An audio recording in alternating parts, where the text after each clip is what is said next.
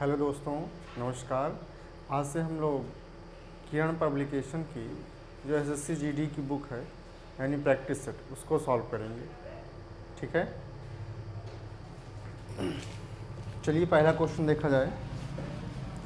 पहला क्वेश्चन देखिएगा, बोला है एक व्यक्ति एक वस्तु 960 रुपये में बेचता है और 4% की हानि सहता है। तदनुसार उसका क्रय मूल्य कितना था। पहले तो ये जान लीजिए 4% का मान होता है 4/100 यानी 1/25। हानि है तो अंश में हर में अंश को घटाइएगा, 24/25 हो जाएगा। उसके बाद देखिएगा बेचता है यानी आपको एसपी दे रखा है कितना, 960 रुपये, और आपसे पूछा है क्रय मूल्य कितना था, यानी सीपी आपको ज्ञात करना है। अगर आपको एसपी दिया हो, सीपी ज्ञात हो, एसपी दिया हो, सीपी ज्ञात करना हो तो परसेंटेज लाभ या हानि का उल्टा गुणा करते हैं।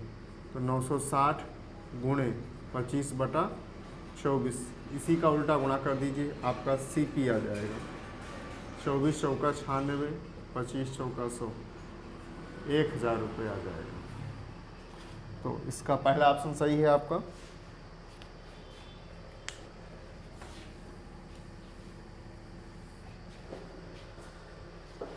चलिए दूसरा क्वेश्चन देखा जाए। बोला है 1206 का 1/3 134 का कितने प्रतिशत है।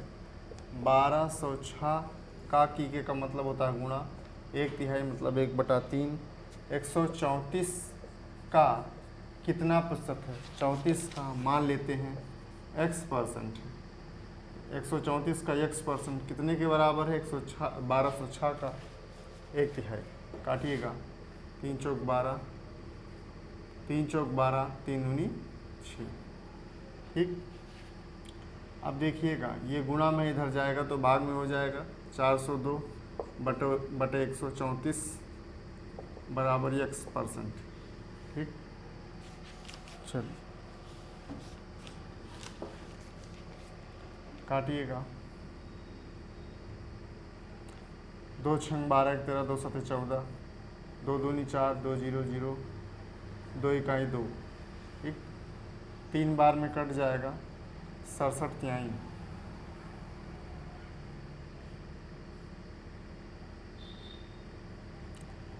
7 त्रिक 21, हासिलाई 2, 6 त्रिक 18, 2 20, यानी कितना हो जाएगा, 3 बराबर x%। ठीक, 3 बराबर x%। आपको पता है x% मतलब होता है x/100। 100 से गुणा हो जाएगा, कैसे गुणा होगा, 100 तिहाई 300, 300 बराबर x, यानी x की वैल्यू कितनी आ गई, 300। इसका ऑप्शन नंबर चौथा सही है। अगला क्वेश्चन देखिएगा, बोल रहा है यदि किसी गांव में स्त्रियों की संख्या पुरुषों की संख्या की 90% हो। स्त्रियों की संख्या यानी ये मेल है, ये फीमेल है। स्त्रियों की जो संख्या है पुरुषों की संख्या का 90% है। अगर हमको पुरुष पता चल जाए तो स्त्रियों की संख्या क्या हो जाएगी, पुरुषों का 90% हो जाएगी। ठीक, परसेंटेज में दिया है इसीलिए हम क्या करते हैं, पुरुष को मान लेते हैं 100% है। ठीक, तो स्त्री क्या है, पुरुष का 90% है, इसका मतलब स्त्री कितनी हो जाएंगे, 90% हो जाएंगी। ठीक है, चलिए इसको अनुपात में लिखते हैं तो ज़्यादा सरल रहेगा। 1 0 से 1 0 कट जाएगा, 10:9। पूछा है आपसे तो पुरुषों की संख्या स्त्रियों की संख्या के कितने प्रतिशत होगी। पुरुषों की संख्या स्त्रियों की संख्या के कितने प्रतिशत होगी। पुरुषों की संख्या 10, स्त्रियों की संख्या 9, कितना प्रतिशत, परसेंट बदलेंगे 100 से गुणा, 100% होगी। तो 100 दहाई 1000 बटे 9%, 9 इकाई 9, 1 10, 9 इकाई 9, 1 10, 9 इकाई 9, 1 10। ठीक है, यानी ये अभी तो और भाग जाएगा, लेकिन आपके ऑप्शन में इसी टाइप से दे रखा है तो हो जाएगा लगभग 111%। 111%। ठीक है। चलिए अगला क्वेश्चन देखा जाए। क्वेश्चन है 1+1/5 का मान निकालना है। अच्छा, इस टाइप का जब भी कोई क्वेश्चन आपको दिखाई पड़े तो क्या करिएगा, सदैव नीचे से सॉल्व करिएगा। नीचे से ऊपर की ओर सॉल्व करते हैं। देखिएगा 5 इकाई 5 और 1 6, 6/5। इसको हम लिख सकते हैं 1+1/5 इकाई 5 1 6, 6/5। अब देखिएगा ये चला जाएगा 5 सबसे ऊपर इसके पास, तो हो जाएगा 1+5 गुणे 1/6 बराबर 1+5/6। 6 इकाई 6 और 5 11/6। 11/6 11/6 यानी इसका पहला ऑप्शन सही है।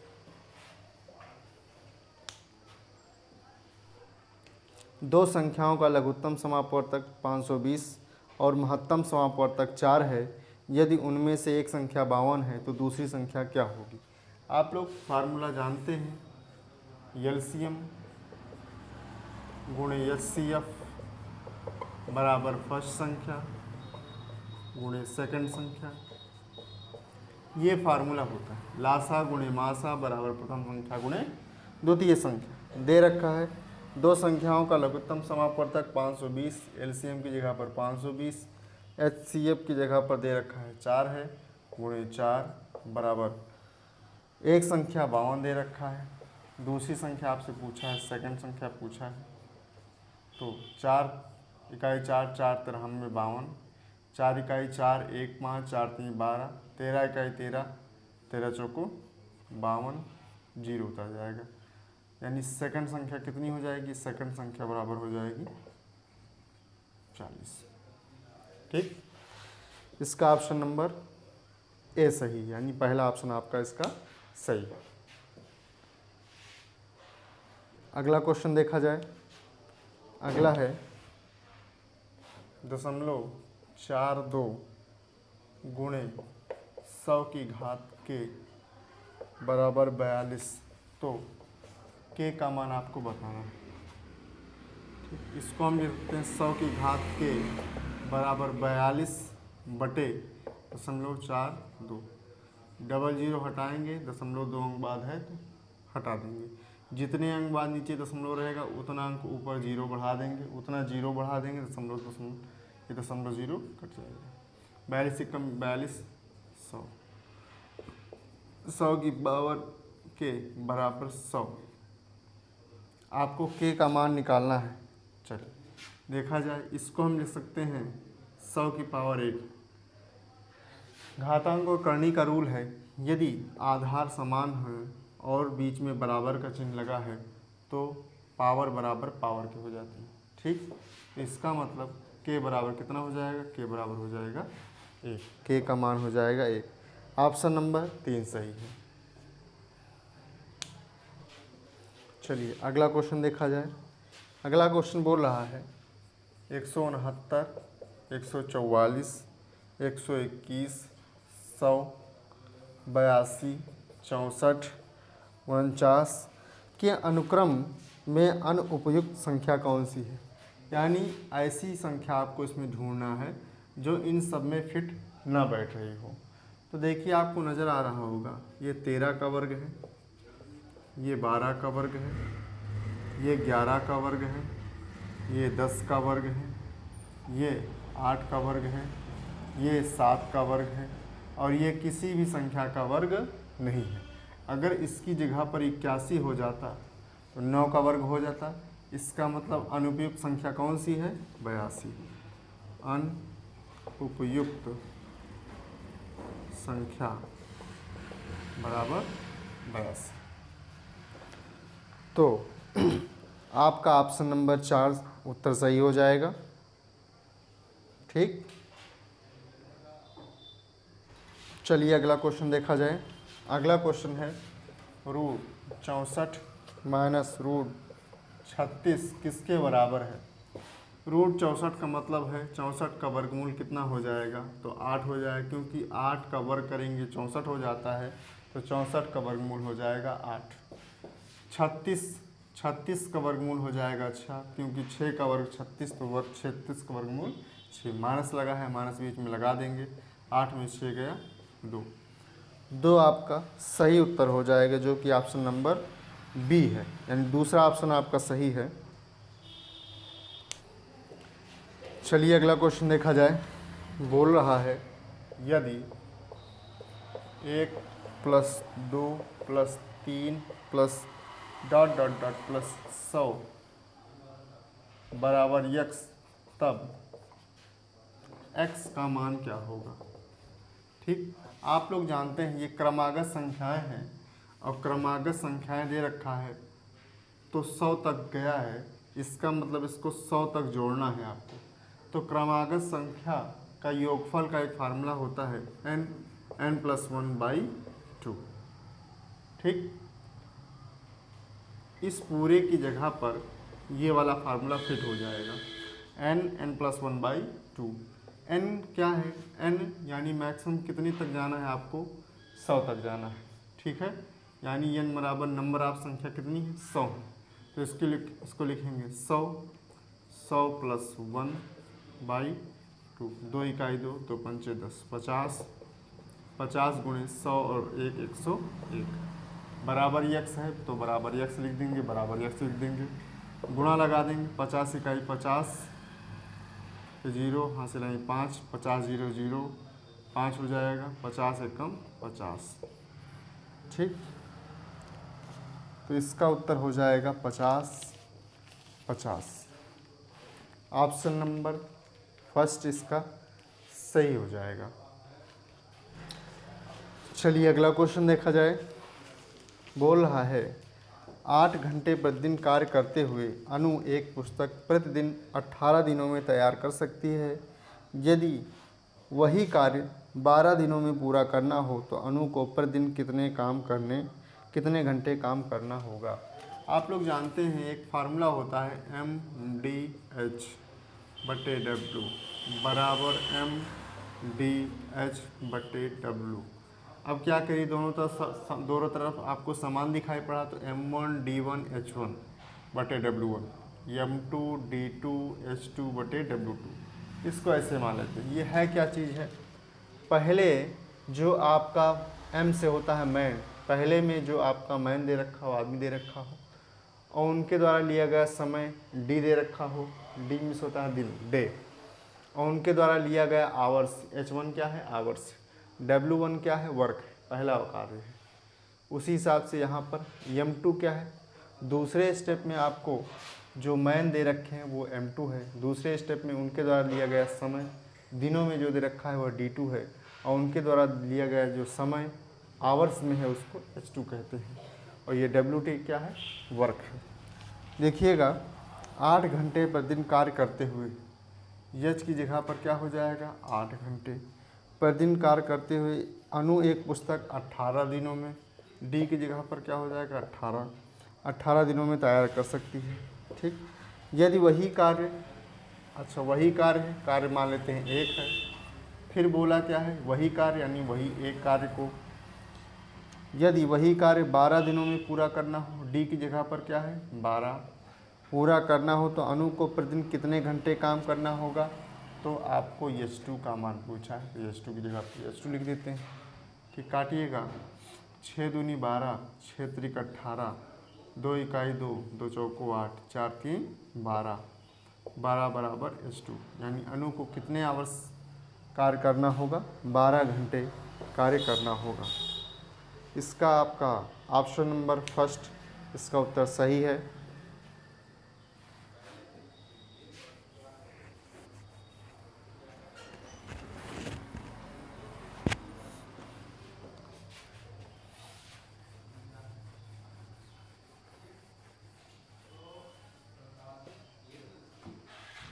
अगला क्वेश्चन देखा जाए। अगला क्वेश्चन कह रहा एक गांव ए में, यानी गांव का नाम ए है, ए में अनाज का भंडार 21 दिनों तक चलता है, वही भंडार गांव बी में 28 दिनों तक चल सकता है। तदनुसार ये दोनों गांव को वही अनाज दे दिया जाए तो उनका भंडार कितने दिनों तक चल पाएगा। ये जैसे वर्क एंड टाइम का क्वेश्चन है, बिल्कुल वही क्वेश्चन। जैसे ए किसी काम को 21 दिन में करता है, बी उसी काम को 28 दिन में करता है, ये दोनों मिलकर काम करें तो काम कितने समय में समाप्त हो जाएगा, बिल्कुल उसी टाइप से है। तो ए 21 दिन, बी 28 दिन, क्या करिएगा, हाँ, तो दोनों मिलकर कितने दिन चल पाएंगे। एलसीएम निकाल लीजिएगा। एलसीएम इसको मान लेते हैं 21 गुणे 28 ही मान लेते हैं, ठीक। तो 21 कम 21 बच जाएगा क्या, 28। यहाँ पर 28 से कम 28 बच जाएगा क्या, 21। दोनों मिलकर काम करेंगे। देखिएगा ये जो आता है यह कुल कार्य होता है, कुल कार्य होता है, और ये जो निकल कर आती है उनकी क्षमता निकल कर आती है, ये है क्षमता। तो एक चीज़ जान लीजिए होता क्या है,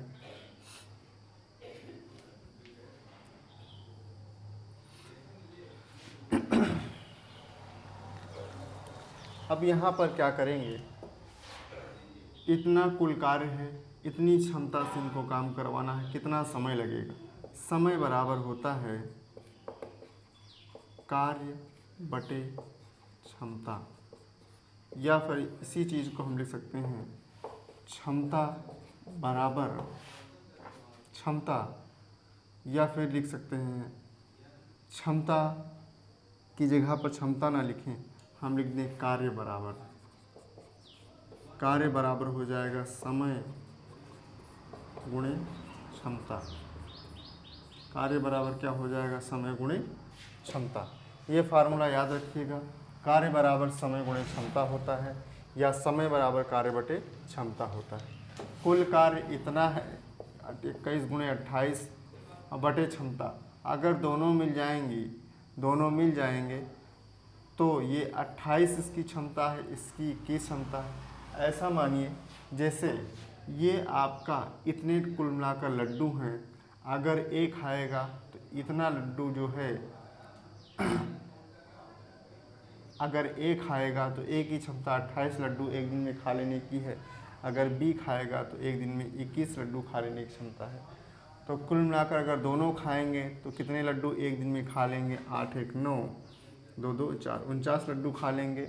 और कुल लड्डू इतने हैं, तो इतने लड्डू खिलाइए और इतनी क्षमता से खिलाइए तो आपको समय यानी दिन पता चल जाएगा। 7 7 49 7 21 7 चौक 28 4 3 12 दिन, यानी वह जो अनाज है वह 12 दिन ही चल पाएगा। ठीक, ऑप्शन नंबर बी इसका सही उत्तर है। चलिए अगला क्वेश्चन देखा जाए।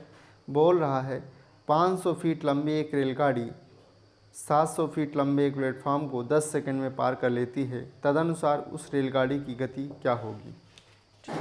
जान लीजिएगा, चाल, गति का मतलब चाल, चाल बराबर दूरी बटा समय होता है, चाल बराबर दूरी बटा समय होता है।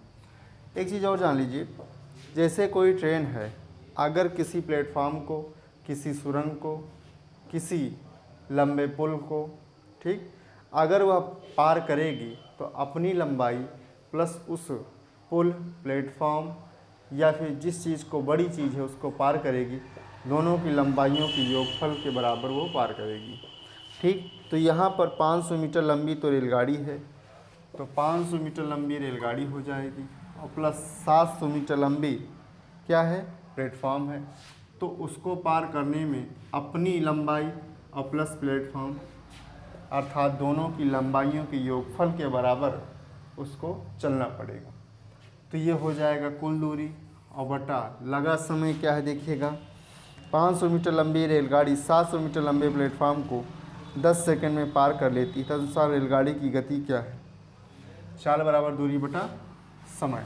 ठीक, समय क्या है 10 सेकंड, और देखिएगा ये फीट में दे रखा है और बटे 10 सेकंड, तो हो जाएगा 7 5 1200 बटे 10 फीट सेकंड, 120 फीट प्रति सेकंड, उसकी चाल हो जाएगी 120 फीट प्रति सेकंड। इसका ऑप्शन नंबर 4 सही है, चौथा ऑप्शन सही है।